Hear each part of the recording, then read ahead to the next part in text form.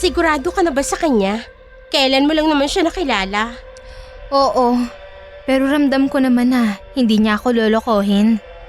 Ay nako, huwag mong pagtitiwalaan ang pakiramdam. Di ba nga ang sabi, madaya ang puso ng tao. Ayan ka na naman. Ang lalim na naman ang sinasabi mo. Ang ibig ko lang sabihin, kilatisin mo muna yung Roman na yan. Hindi nga natin alam kung tagasan siya. Basta na lang sumulpot dito. Mag-background check ka muna sa kanya. Sayang naman. Baka makawala pa. Sinasabi ko na nga be, naaakit ka lang sa panlabas niyang anyo. Bakit ikaw? Hindi ka ba naaakit sa kanya? Magiging hipokrito ako kung sasabihin kong hindi ako na-attract. Ang gwapo niya kaya. Ang ganda ng katawan. Ang linis ng kutis. Napaka-fit talaga. Tapos ang kislap ng mga mata. Mapang-akit. Tsaka ang kisig ng jawline. Tapos ang labi, mapupula. Parang hindi pa nahahalikan ng babae. Aray ko, ano ba? Bakit ka ba nananampal? Friend, pakiramdam ko, ginayuma ka niya. Grabe ka maka-imagine tungkol sa kanya, as in patay na patay ka sa lalaki. Basta. Mamaya, sasagutin ko na siya. Nakakapanghinayang kung pakakawalan ko pang isang tulad niya. Bihira lang akong ligawan ng lalaki na kasing gwapo niya. Ay Diyos ko naman, ginayuma ka nga niya. Ay kung ginayuman niya man ako, ayos lang sa akin. Hindi lang siya muna, siopaw pa. Kaya pakakawalan ko pa ba? Hindi na maganda to. Parang may nagbabadyang hindi magandang mangyayari. Ano hindi maganda? Bulag ka ba, friend? Hindi naman ako kagandahan. Hindi ako ganun kaakit-akit sa mga lalaki. Kaya nang magtapat siya sa akin, parang kinilabutan ng buong katawan. Nayanig ang buong pagkatao ko. Nagising ang katawang lupa ko. Tila ginayuma ng babae. Tila ginayuma ang babaeng si Dina ng lalaking nakilala niya sa pangalang Roman. Aminado siya sa sarili niyang hindi pa niya lubos na kilala ang lalaki.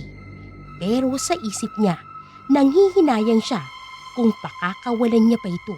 25 taong gulang na si Dina nang magtapat sa kanya ng pag-ibig si Roman. Kaya naman isang gabi lang ang kanyang pinalipas. Sa sumunod nilang pagkikita, handa na siyang sagutin ang binata. Eto po yung bahay ng kaibigan kong ginayuma. Anong ibig mo sabihin? Pasensya ka na. Ginagawa ko lang to para sa kapakanan mo. Hindi na kasi maganda ang nangyayari sa'yo. Kaya tinawagan ko na si Inang Ika para orasyonan ng bahay ninyo. Para hindi makapasok ang aswang. Ano bang kalokohan to? Hindi to kalokohan. Ginagawa ko to para mailayo ka sa aswang. Sige na, Inang, simulan niyo ng orasyon. Hindi nagbibiro ang kaibigan mo. Tunay na kinasisiyang ka nga ng isang aswang. Kaya kailangan mo ng panlaban. Pagkatapos ng gagawin ko, walang aswang na makagagalaw sa'yo. Lalayo sa'yo ang aswang. Nakakainis na kayo. Sige na po, simulan niyo na. Bago pa dumating ang maliligaw niya. Dito natin mapapatunayan kung aswang nga siya o hindi. Oh, mga puwersa ng kalangitan at kalupaan. Dinggin niyo ang aking panalangin. Protektahan ang tahanang ito sa bawat sulok at pintuan. Itaboy ang anumang puwersa ng kasamaan at huwag hahayaang makapasok ang aswang. Palakasin ang mga sagradong bato at tuyong dahon upang magsilbing panangga sa anumang panganib. Sa kapangyarihan ng Diyos at ng mga anghel, panatilihin ang tahanang ito sa liwanag, kapayapaan at kaligtasan. Nararamdaman kong narito ang aswang. Si Roman! Roman! Sandali! May aswang na umaalikid. See? Sabi ko na, aswang ang maliligaw mong yun. Bakit hindi siya makatuloy kanina? Nakatingin lang siya rito mula sa malayo. Magsilayas kayo rito! Dapat ngayong magpasalamat ka pa, Ineng. Dahil iniligtas ka namin sa kapahamakan na pwedeng mangyari sa'yo. Magsilayas nga kayo rito! Magsilayas kayo! Bakit mo ba pinagtatabuyan ang albularya? At pinagtatatapon ng mga gamit niya? Nakakabastos ka na, Cherry! Basta ka na lang nagdala ng albularya rito. Hindi porket magkaibigan tayo, pwede mo nang gawin ang gusto mong gawin sa bahay ko. Nagmamalasakit lang naman ako. Pwes, hindi ko kailangan ng pagmamalasakit mo. Hindi pagmamalasakit ang ginagawa mo. Nakakaperwisyo ka. Kawalan niya ng respeto sa may-ari ng bahay. Hindi ka man lang nga nagpaalam sa akin eh. Saan tinanong mo muna ako? Nakakasakit ka, Cherry. Magsilayas kayo rito. Hindi ko kayo kailangan. Magsilayas kayo. Umalis ang albularya at si Cherry sa bahay ni Dina ng hapong yun. Nasaktan din si Cherry sa mga sinabi ng kaibigan. Sa kauna-unahang pagkakataon, nakarinig siya ng masasakit na salita mula kay Dina. Dati-rati, malayo siyang nakakapasok ng bahay nito. Parang magkapatid at pamilya na ang turingan nila sa isa't isa. Kaya hindi niya kailangang magpaalam sa tuwing pupunta siya roon. Halos dumidilim na nang umuwi sila. Habang naglalakad, bigla silang nakarinig ng isang malakas na alulong ng aso. Dahil sa ginawa niya sa akin, hindi na siya makakalapit sa akin kahit na kailan. Ako po ang nahiya sa ginawa sa inyo. Wala kang kasalanan. Salamat po. Akala ko madadamay na ako sa galit mo sa kanya. Hindi naman ako galit. Nagtatampo lamang ako. Nakakatampo talaga ang mga sinabi niya kanina. Pero may punto rin naman siya. Hindi talaga ako nakapagpaalam sa kanya. Sana hinintay ko na lang ang mama niya para kahit papano may pahintulot ako. Pero kawawa siya. Papaano pong kawawa, inang? Nararamdaman ko talaga ang presensya ng aswang kanina. Kaya agad akong nagdasal para hindi yun makalapit. Nasa paligid ng bahay nila ang aswang. Hindi lang ito nakalapit dahil sa pangontrang nadala ko. Ang tigas naman kasi ng ulo niya. Hindi siya nakikinig sa akin. Pero inang, sa palagay niyo ba, aswang ang manliligaw niya? Hindi ko alam. Hindi ko pa naman nakikita ang nanliligaw sa kanya. Yung tinawag niya kanina ni Lumayo? Hindi ko masisigurado. Hayaan niyo po, gagawa ko ng paraan para makuhaan ko siya ng letrato. Tapos ipapakilatis ko po sa inyo, inang. Ayoko nang makialam pa sa kanya, Cherry. Sige na po, magbabayad naman po ako. Ay, magkano naman ang ibabayad mo? Doble pa po sa sinisingin ninyo sa mga nagpapatawa sa inyo. Mahal ang talent fee ko kapag aswang pinag-uusapan. Eh di sabihin niyo po kung magkano. Magbabayad po ako kahit na magkano. Akala ko ba'y titigil ka na sa pangingialam sa kaibigan mo? Basta, gusto ko lang pong patunayan na tama ang kutob ko. Ay!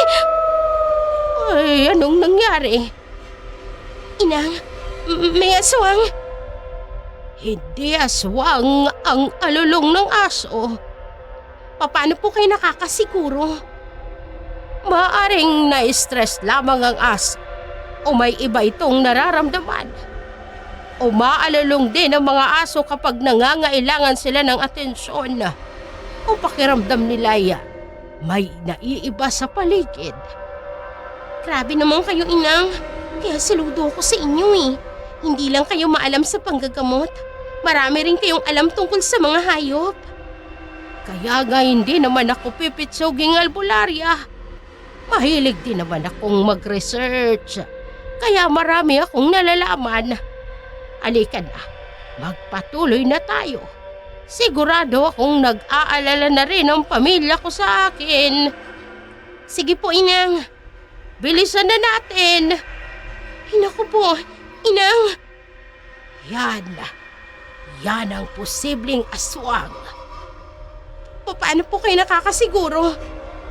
Nararamdaman ko. Ganyan din ang nararamdaman ko kanina sa bahay ninyo. May presensya ng aswang. Ano pong gagawin natin? Titingnan ko muna kung lalapit siya. Papalapit na siya sa atin. Tanggapin mo ang hagupit ng buntot pagi! Salakayin niyo! Diyos ko! Inang! Akala ko katapusan na natin. Sa ginawa ko sa kanya, tingnan ko lang kung makapanakot pa siya sa susunod. Siya naman ngayon ang matatakot sa akin. Ay, teka. Ikaw, kumusta ka naman? Heto po. Halos may ihi na nga ho ako sa shorts ko dahil po sa sobrang takot. Akala siguro ng aswang na yon ay matatakot niya ako. Nagkamali siya ng binangga. Matagal na akong nakikipaglaban sa mga aswang at kailanman hindi ko sila kinatatakutan. Nakauwi ng ligtas ang dalawang babae sa kani-kanilang tahanan. Dahil sa takot ni Cherry sa kanyang nasaksihan, inihatid na lamang siya ni Inang Ika hanggang sa kanilang bahay. Matapos yun, mag-isang umuwi ang matanda. Malakas ang loob nitong maglakad na mag-isa dahil sa mga pangontra sa aswang na dala-dala niya. Samantala, hindi nagustuhan ng ina ni Dina ang ginawa ng anak nito sa kanyang kaibigan. Nagmamalasakit lang ang kaibigan mo. Tapos ganyan mo tratuhin. Kung nandito kayo, hindi nyo rin magugustuhan ang ginawa niya. Magpapasok ba naman ng albularya rito nang walang pasintabi? Tapos, sasabihin pang naaswang daw ako? Eh baka na nga naaaswang ka. Inay naman! Ay nako, kasi simula nang may manligaw sa'yo, nagbago na yung ugali mo. So, nagsumbong ba sa inyo si Cherry? Ay natural. Lagi naman niyang nagsusumbong sa akin eh. O hindi ba?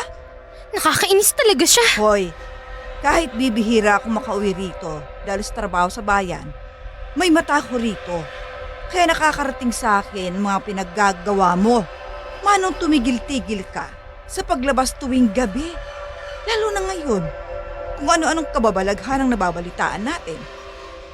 At nandyan pa yung mapaminsalang aswang na umaaligid dito sa lugar natin. Eh mamaya niyan, ikaw naman ang mabiktima. Ewan ko sa inyo, ma. Tumigil ka ha. Hindi kwentong barberong aswang. Kita mo naman halos lahat ng taga rito sa atin bumababa na sa bayan dahil natatakot ang manatili rito. Dahil sa gumagalang aswang tuwing gabi. Inay, Gen Z na ngayon. Bata na lang ang naniniwala sa kwentong aswang. Oo nga't may naririnig tayong kung ano-anong kwento. Kesyo winakwak ang tiyan, kinain ng lamang loob.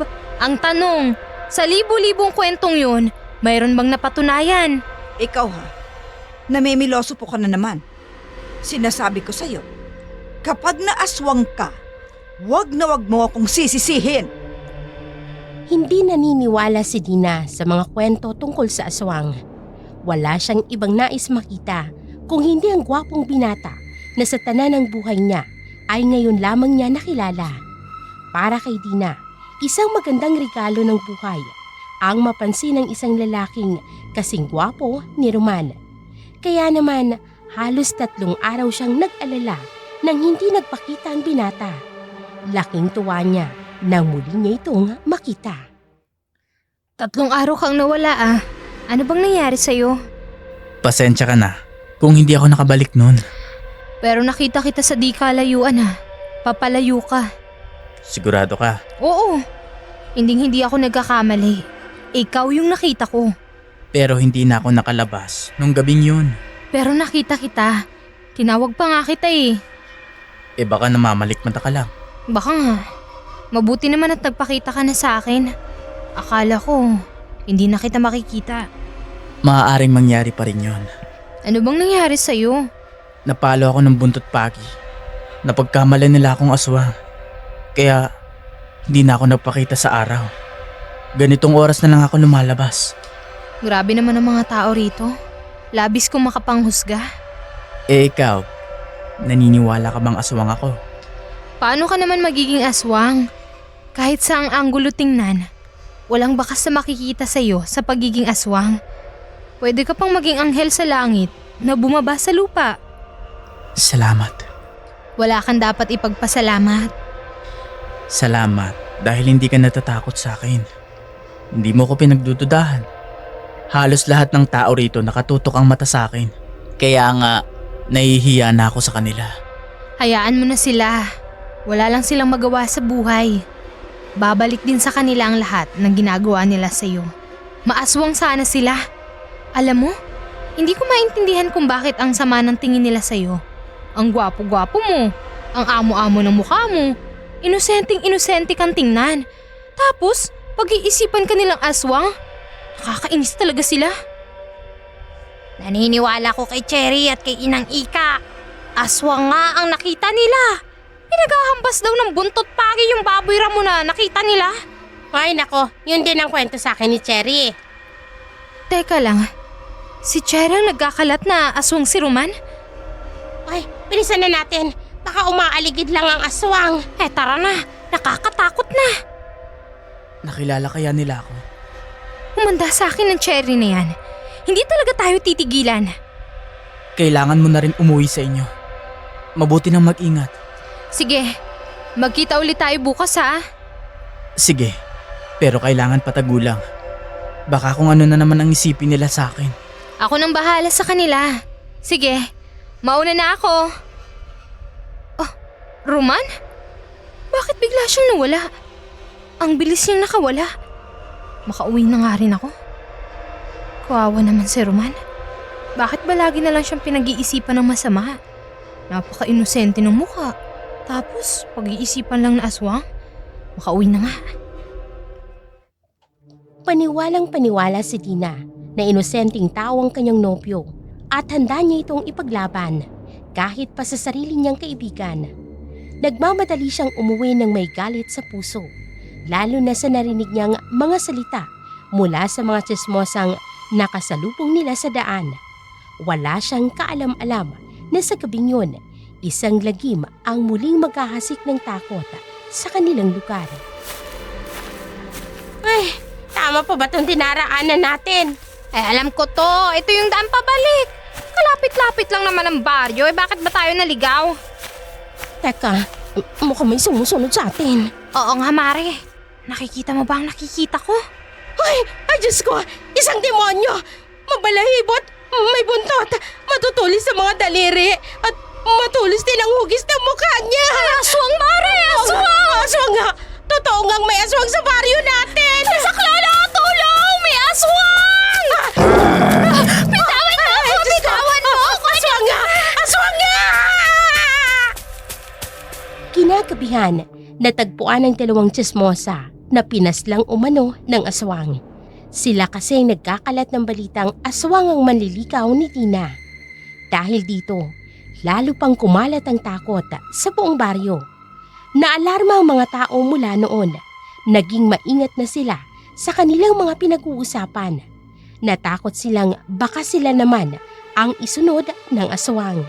Kinabahan din si Dina nang malaman niyang pinatay ng aswang ang dalawang tsismosang nakasalubong nila noong gabing yun. Diyos ko.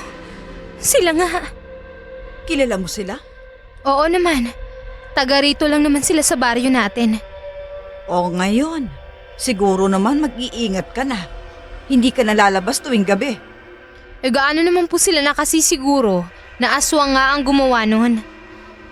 Hindi mo ba nakikita ang mga sugat at kalmot sa mukha nila? Hindi yun gawa ng ordinaryong hayop. Mukhang galit na galit sa kanila sumalakay. Paano kung adik lang ang gumawa niyan? Sobra na sa pagka-adik ang gumawa niyan. Ayon sa nag-imbalsa mo, grabe raw ang sinapit ng dalawang yan. Halatang hindi ordinaryong tao ang gumawa. Ang dapat palang mag-ingat sa barangay natin yung mga tsismosa na katulad nila. Magtigil-tigil ka dyan, ha? Kahapon, wala nang ibang ginawa ang dalawang yon kundi magkalat na may aswang sa lugar natin. Hindi kaya, Inay, ang punteriya ng aswang ay mga tsismosa? Naku, siguradong mauubos sa mga tsismoso at tsismosa sa barangay natin. Ay talaga naman. Ayaw mo makinig sa akin, ha? Hindi ka talaga mag-iingat. O bukas, babalik na ako sa bayan. Sa Sabado na naman ang uwi ko. Kinausap ko na ulit si Cherry na dito muna matulog para may kasama ka. Wag na, kaya ko naman ang sarili ko. Ay, hindi pwede. Ako ang masusunod. Kailangan may kasama ka. Hindi pwedeng mag-isa ka rito. Di yung boyfriend ko na lang. Che! Tumigil ka dyan, ha? Hindi pwedeng wala kang kasama rito. Tsaka isa pa, uunahan na kita, ha? Baka isang araw, makilala mo na ang magiging stepfather mo. Ano? Hindi naman pwedeng hindi ako mag-asawa ulit. Matagal na rin akong biyuda. Hindi ko naman akalaing may darating pang lalaki sa buhay ko. Dati hindi ako naniniwala. Pero nagdalasan niya ang pagdalaw at panunuyo sa akin. Di wala na rin akong naggawa. Ang bait niya anak tsaka gwapo rin at bata pa. Ayan, pinagbabawalan niyo akong lumandi inay tapos ngayon, ikaw din pala? At least, nasa tamang edad na. Nay, 25 na rin ako. Hmm, Hindi na rin tama na pigilan niyo pa akong lumigaya sa piling ng lalaking nagpapasaya sa akin. Wala na ring nagawa si Magda sa kagustuhan ng anak na lumagay na rin sa tahimik. Dahil mahal na rin ni Tina si Roman, ayaw niyang mawala pa ito sa kanya. Sa huli, nag-live-in sina Roman at Tina kahit hindi ito nagustuhan ni Magda at ni Cherry. Matagal ding hindi makauwi si Magda dahil sa trabaho sa bayan. Kaya nagkaroon ng pagkakataon ng dalawa na mamuhay na magkasama. Ang akala ni Tina, magiging parang langit ang buhay niya sa piling ni Roman. Ngunit unti-unti niyang napapansin ang pagbabago ng lalaki, lalo na nang tuluyan ng umuwi si Magda sa kanilang bahay isang gabi. Roman! Nasaan ang lalaking yun? Magkasama lang kaming natulog kanina tapos ngayon, wala na siya sa tabi ko. Bigla tuloy akong kinabahan. Ano kayang nangyayari sa kanya? Ngayon lang to nangyari Roman! Nasaan ka? Wala talaga siya. Ano bang nangyari? Bakit wala siya rito? Yun ang unang gabing nakaramdam ng matinding kaba si Dina para sa kanyang live-in partner. Sa kauna-unahang pagkakataon, bigla itong nawala sa tabi niya ng alanganing oras. Hindi na rin niya kinatok ang silid ng kanyang ina dahil alam niyang mahimbing na ang tulog nito. Ano kaya yung kumagalaw na yun sa may talahiban? Ihahanda ko tong buntot pagi na bigay sa akin ni inang. Baka kung aswang yun. Bakit pa naman kasi inabot ako ng hating gabi sa paggawa ng research namin?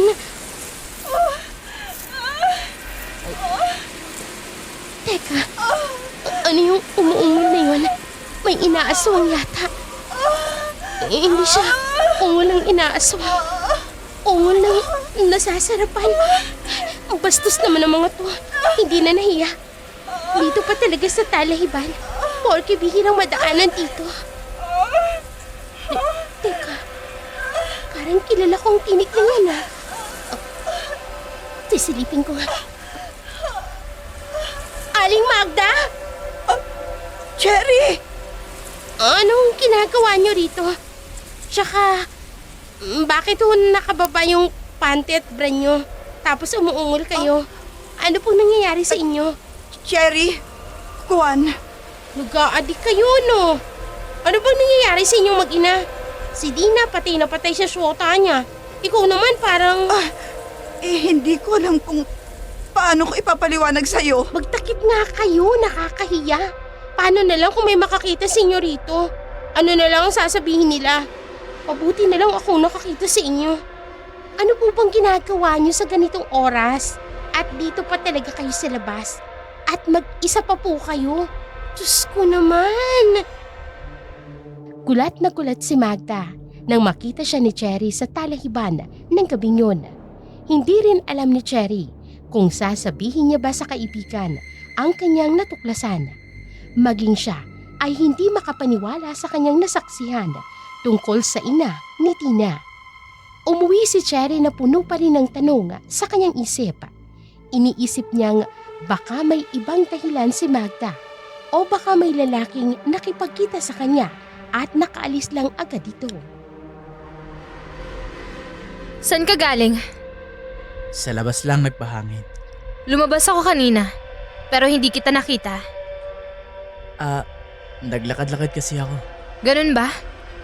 Bakit hindi mo ako ginising nang lumabas ka? Sana naman nasamahan kita. Mamaya, ano pang mangyari sa'yo sa labas? Alam mo namang balitang-balita rito sa amin ang tungkol sa gumagalang aswang. Binibiktima nito ang mga babae, lalo na mga dalaga at babaeng balo. Manyakis nga ang aswang na gumagala rito eh. Lalo namang wala akong dapat katakutan kung mga babae lang binibiktima ng aswang. Sa susunod, huwag mo nang ulitin yan ha. Simula nang umalis ka kanina, hindi na rin ako nakatulog ng maayos. Nag-aalala ako sa'yo. Iniisip ko kung ano nang nangyayari sa'yo. Hayaan mo. Sa susunod, gigisingin kita para hindi ka mag-alala. Sigurado yan, Roman ha. Ayoko na mag-aalala ako ng ganito sa'yo. Kung may problema ka, sabihin mo lang. Mapag-uusapan naman natin yan.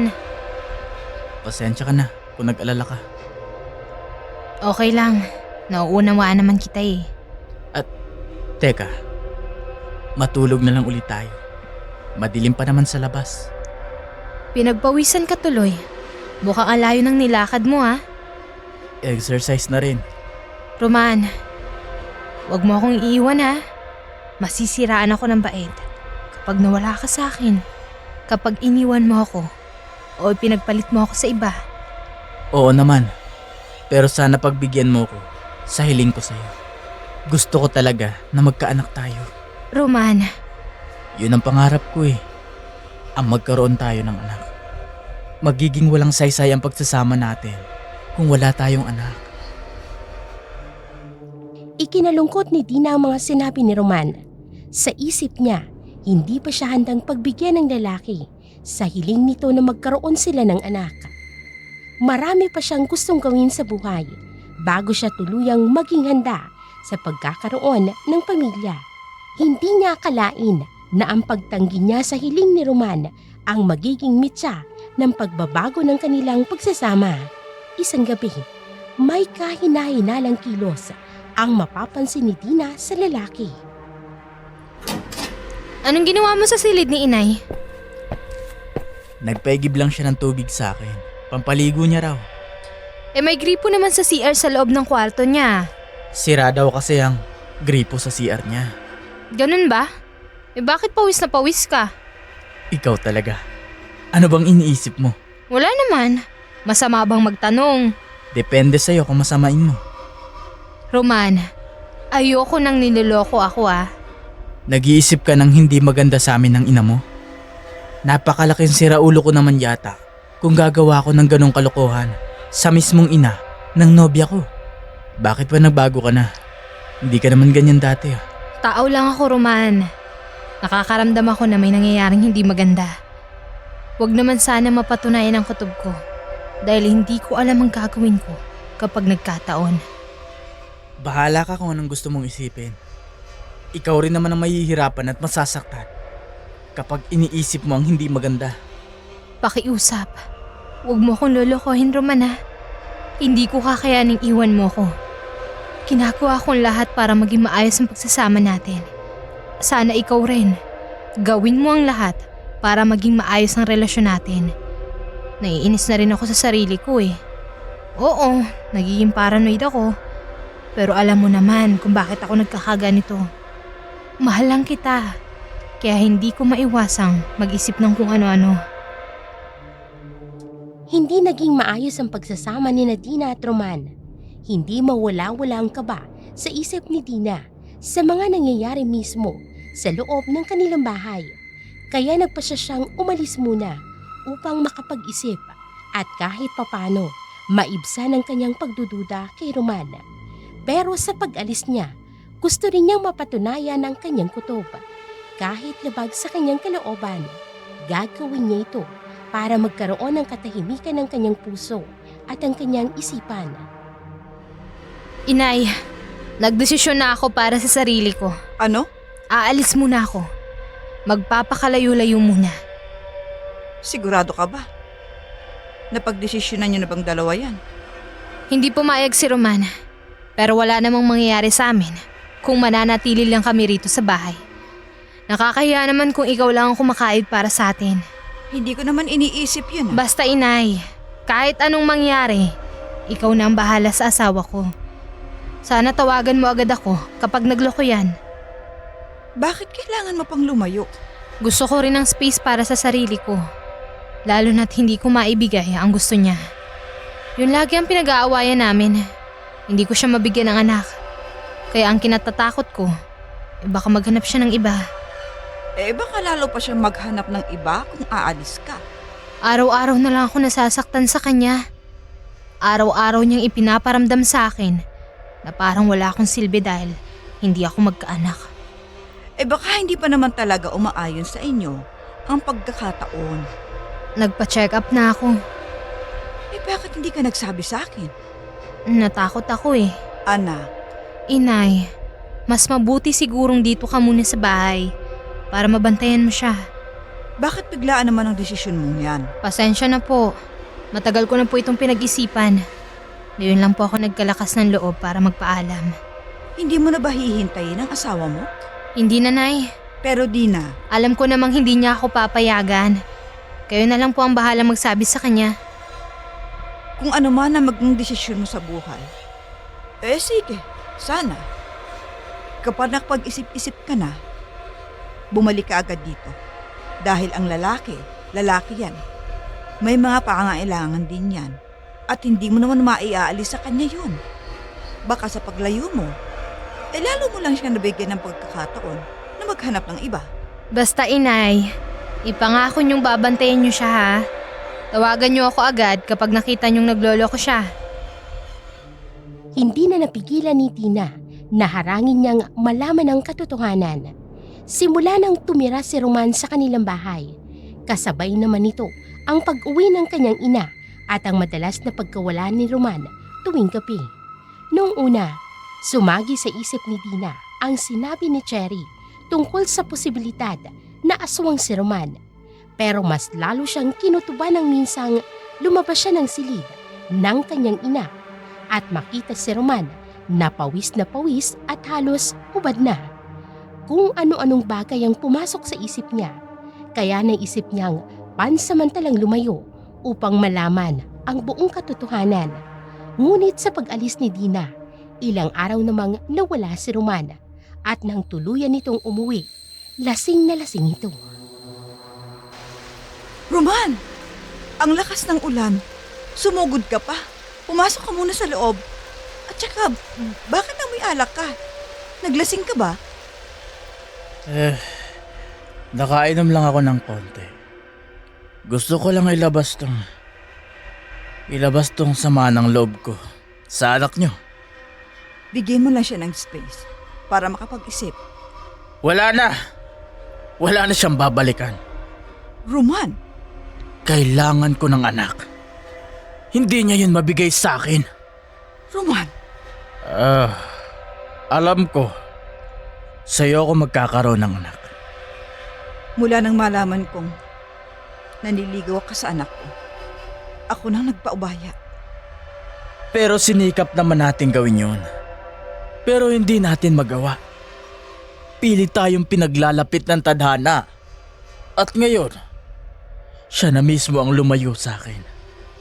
Roman, Ikaw naman talaga ang mahal ko. Hindi ang anak mo. Siya lang tong lumalapit sa akin. kung nagkaanak ka pala sa kanya, walang pag-asa na magkabalikan kayo? Patawarin mo ako kung sinakyan ko ang anak mo nung lumapit siya sa akin. Kahit alam kong ikaw ang mahal ko. Natatakot din kasi ako sa sasabihin ng mga tao. Natatakot din ako sa magiging reaksyon ng anak ko. Ngayong wala na siya, pwede na nating ituloy ang naudot nating pagmamahalan. Ay, ano ba to? Nobyo ka ng anak ko. Tapos ako... Huwag na nating isipin ang sasabihin ng iba. Ang mahalaga, nagmamahalan tayo. At sa'yo, naniniwala kong magkakaroon pa ako ng anak. Paano kung biglang bumalik ang anak ko? Ano na lang nasasabihin niya sa akin?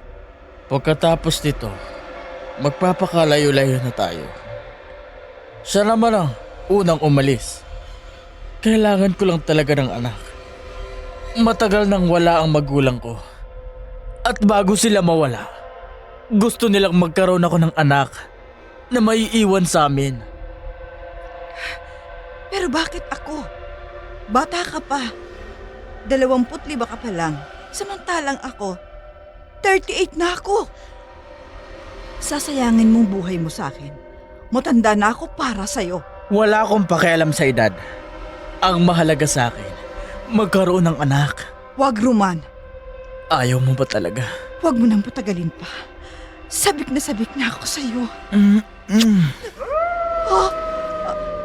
Ano yun? Isipin mo na lang, nagbubunyi ang mga aso sa gubat. Parang gusto rin nilang ituloy natin ang naudlot nating pagmamahal. Sa ilalim ng maputing liwanag ng buwan, habang umaalulong ang mga asong gubat, tuluyan ng nilampasan ni Roman at Magda ang hangganang matagal nilang pinipigilan. Sa gabing yun, nakalimutan nila ang lahat ng hadlang at ang mga taong maaaring masaktan dahil sa kanilang ginawa. Roman, nakukonsensya ako sa anak ko. Ngayon ka pa na konsensya. Pareho naman natin ginusto to. Sobra ako nakukonsensya. Pakiramdam ko, niloko ko ang sarili kong anak. Aalagaan kita. Iingatan. Bukas na bukas, pagsikat ng araw, aalis tayo rito. Isasama kita sa amin. Talaga? Oo. Gusto kitang ilayo sa iskandalo. Salamat, Roman. Salamat. Ang ipinagdarasal ko lang naman magkaroon pa ako ng pagkakataong sumaya. Kahit mas matanda ako sa'yo. Binigyan mo ako ng panibagong pag-asa. Handa ko ring harapin ang anak ko. Sakaling malaman niyang lahat. Aling Magda? Cherry? Anong ginagawa niyo? Bakit magkayakap kayo? Hindi ba manugang niyo siya? Asawa siya ng anak niyo? Bakit nagyayakapan kayo? Kasi Bakit ba kasi bigla ka na lang pumasok nang hindi man lang kumakatok? Sanay akong pumasok ng bahay ng kaibigan ko. Labas-masok ako rito bago ka pa dumating. nakikiusap ako, Cherry. Huwag mong sasabihin to kay Dina. Kailan niyo balak sabihin? Kailan niyo pa ito'y tinatago? Kailan niyo pa ba lulukohin ang kaibigan ko? Aling Magda, hindi man lang ba kayo nahihiya? Hindi man lang ba kayo nakukonsensya sa ginagawa niyo? Hoy!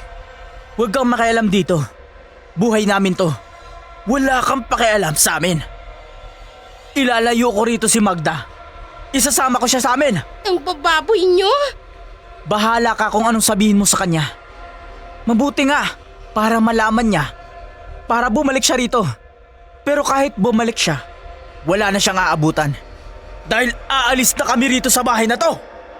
Teka, huwag mong sabihin, nung gabing nahuli ko sa talahiban si Aling Magda, ikaw ang kasama niya. Siya yung lalaking kasama mo doon. Hindi ako aswang. Tama na. Huwag na huwag mong pararatangan ng ganyan si Roman. At talagang ipinagtatanggol mo pa siya, Aling Magda. Mahiya naman kayong dalawa sa ginagawa niyo. Hindi niyo lang sinirang relasyon ni Nadina at Roman. Pati ng sarili niyong pamilya, sinira niyo. Dito pa talaga sa bahay nangyari ang lahat.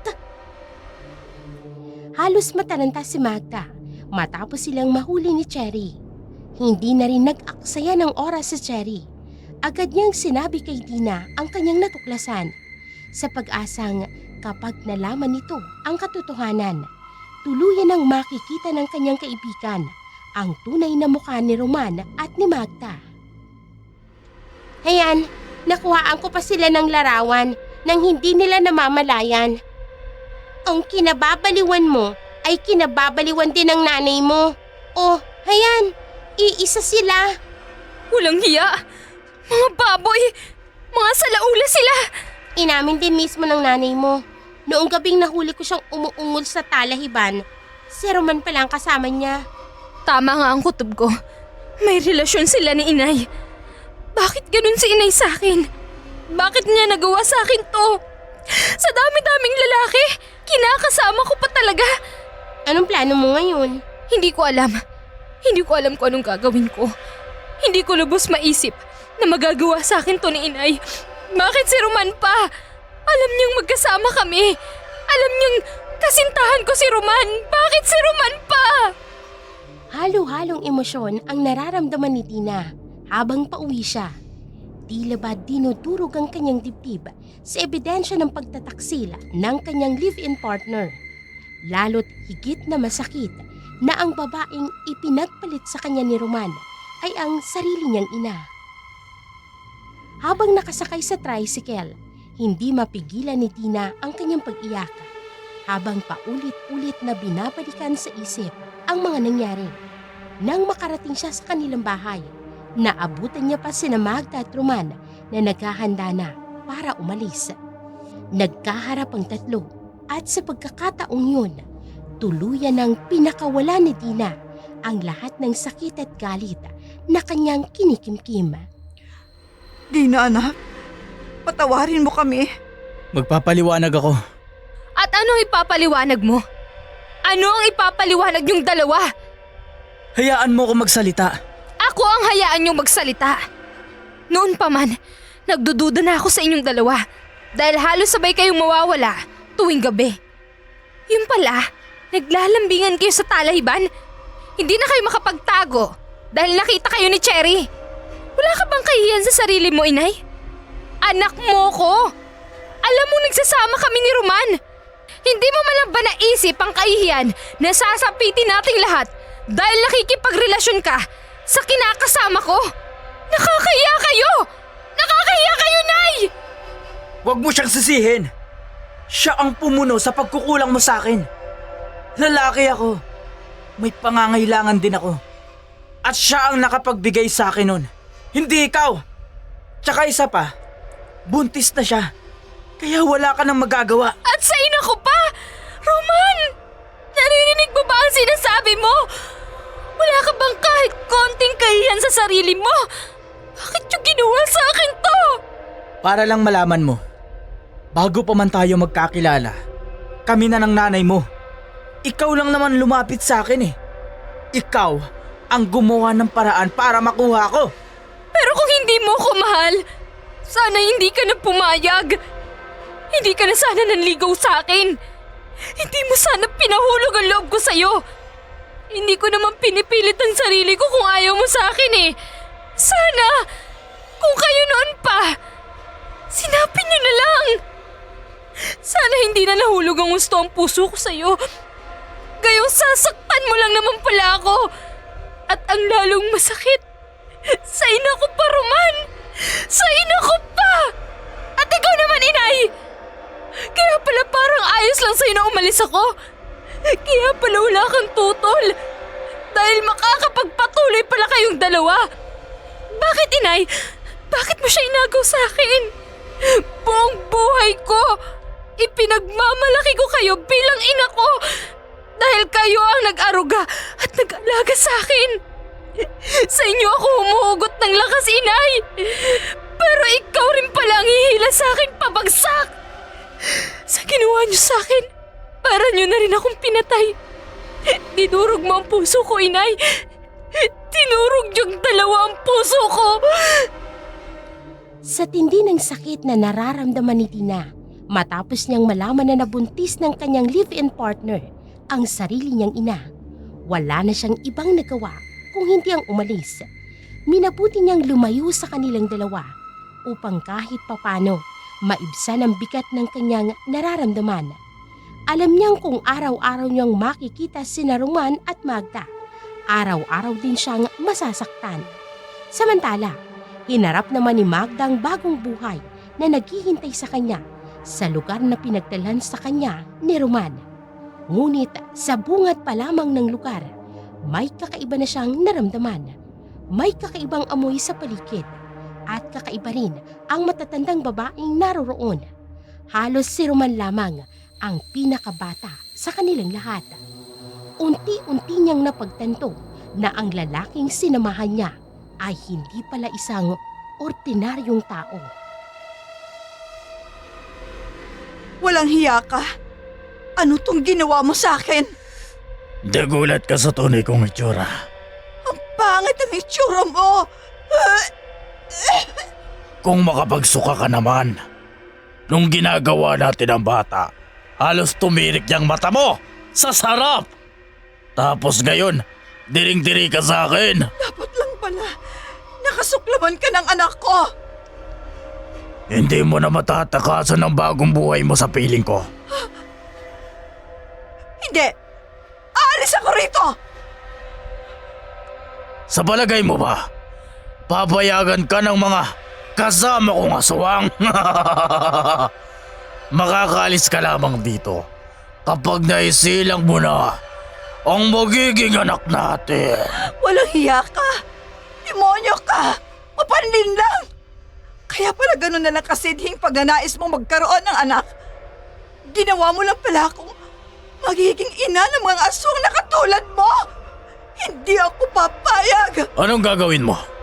Ipapalaglag mo ang mga bata?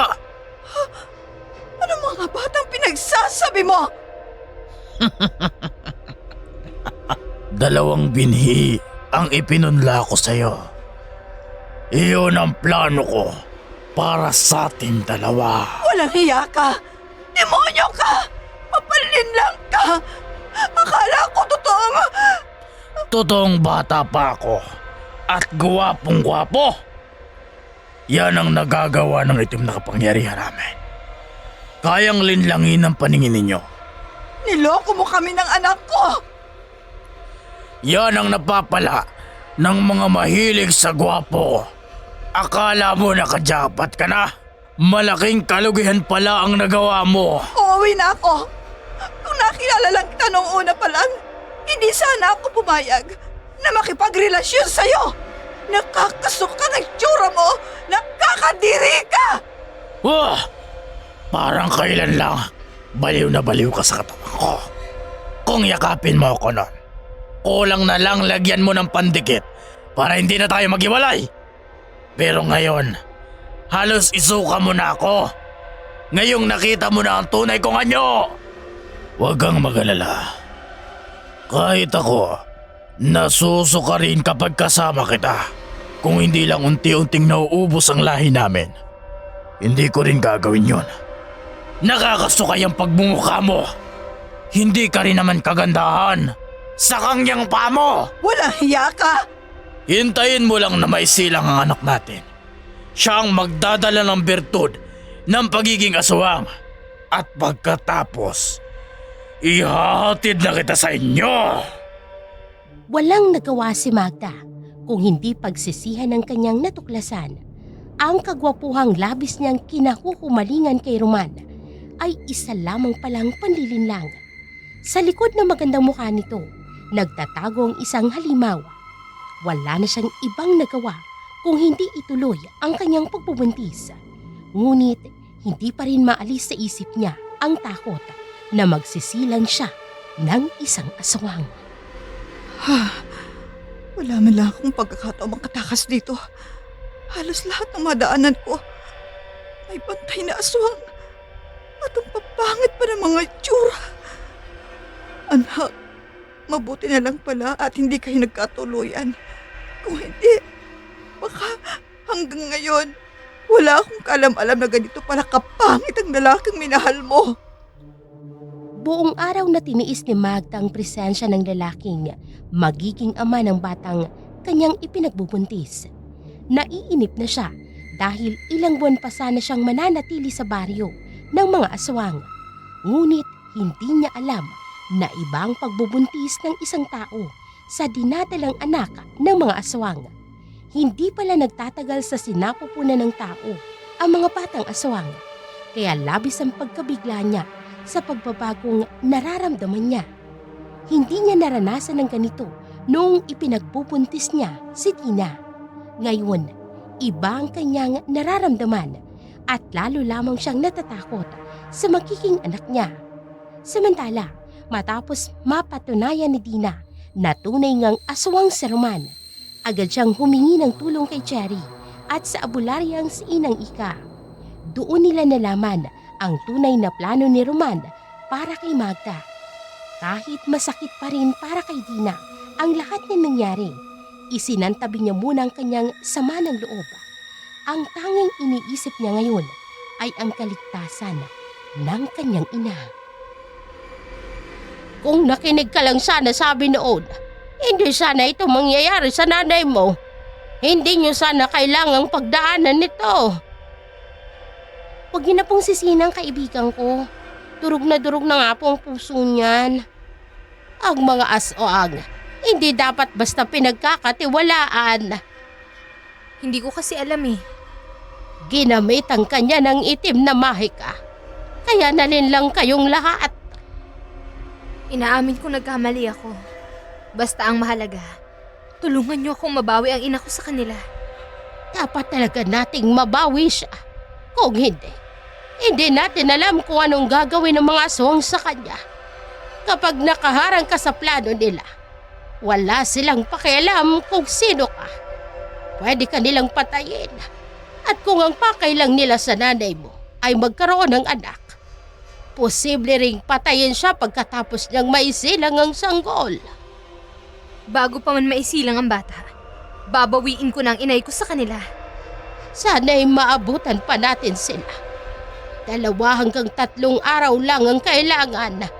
Pwede nang maisilang ang bata sa loob ng panahong iyon. Bakit ganun kabilis? Ganun kabilis mabuo ang mga anak ng aswang sa sinapupunan ng tao.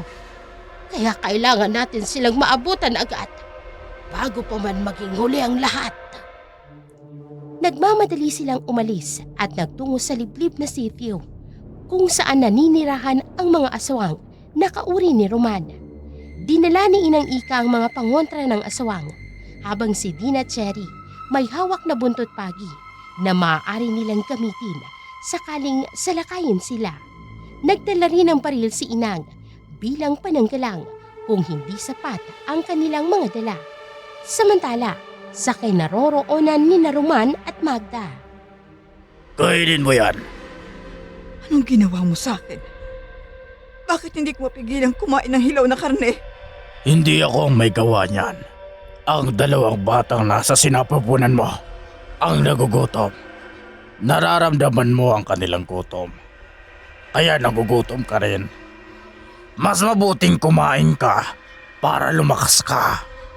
Baka anong oras, masilang mo na ang anak ko at magpatuloy na ang lahi namin. Sige, ubusin mong lahat yan para sa mga anak natin. Ano nangyari sa akin? Sumasakit ang tiyan ko. Parang may gumagalaw sa loob. Kailangan ng masilang ang bata. Masakit ang tiyan ko. Ano nangyayari sa akin? Halos mamilipit sa sakit si Magda nang biglang lumaki ang kanyang tiyan sa loob lamang ng ilang sandali. Tila ilang buwan agad ang nadagdag sa kanyang pagpubuntis. Triple ang sakit na kanyang nararamdaman kumpara sa karaniwang panganganak. Pakiramdam niya ay hindi niya kakayanin ang matinding sakit ng kanyang tiyan. Samantala, nagmamadali naman si Dina at Cherry kasamang albularyang si Inang. Nais nilang maabutan si Magda bago pa nito maisilang ang mga batang aswang. Galit na galit si Roman nang malaman niyang nasundan sila ng albularya. Hindi ako papayag. Nahadlangan mo ang pagpaparami ng lahi namin. Pakialamera ka talaga, albularya. Ginagalit mo ko. Mga kampon kong aswang, huwag niyong payagan na makapasok ang 3 yan. Hadlangan niyo sila. Huwag niyong hayaang makaabot sila sa lugar na ito. Hindi napigilan ni Roman at ng mga kasamahan niyang aswang si Dina, Cherry at si Aling Iska. Natakot silang lumapit dahil sa buntot pagi na hawak na mga ito. Lalo na't alam nila kung gaano kasakit ang epekto nito sa mga aswang. Nakipagpuno naman si Roman sa albularya at kalaunan na corner niyang matandang albularya. Sinakal niya ito at inilabas ang matutulis niyang kuko para tuluyang patayin ang albularya. Nang makita yun ni Magda, kumuha siya ng matalim na bagay at nagbanta. Kapag pinatay mo si Iska, sasaktan kong sarili ko. Kung gusto mong maisilang ang anak mo, palayain mo kami! Nagkulat si Nadine at Cherry nang makita nilang malaki na ang tiyan ni Magda.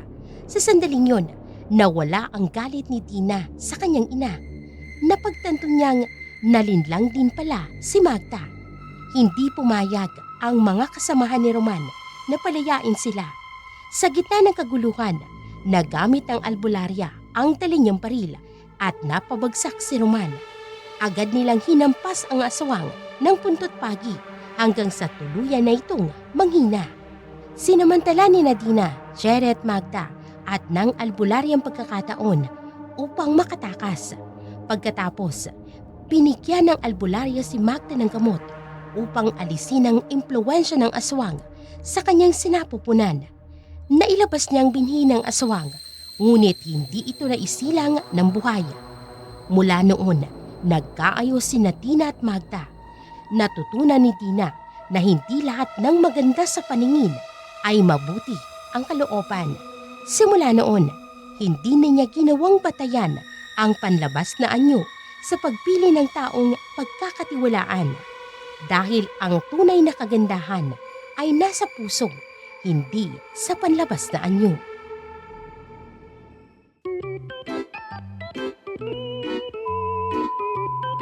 Namemeloso po.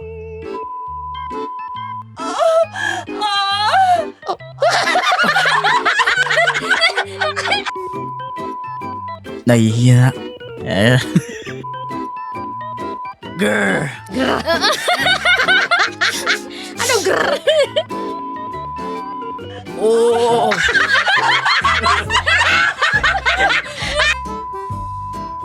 Wala na akong yun na naman. Mahal ka tayo. Bahala ka sa sasabihin mo. Kung nakinig lang sana sa amin noon, kalang pala sa amin. Huwag niyong payagang makapasok ang mga tatlong yan. Ang mga tatlong yan. Nagpaigib lang siya ng tubig sakon.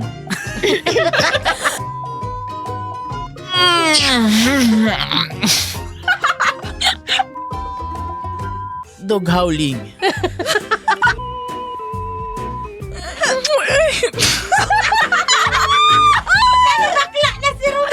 Sige. Tsaka ka. Tsaka isa pa. Sa tindi ng sakit na nararamdaman ni Dina, ay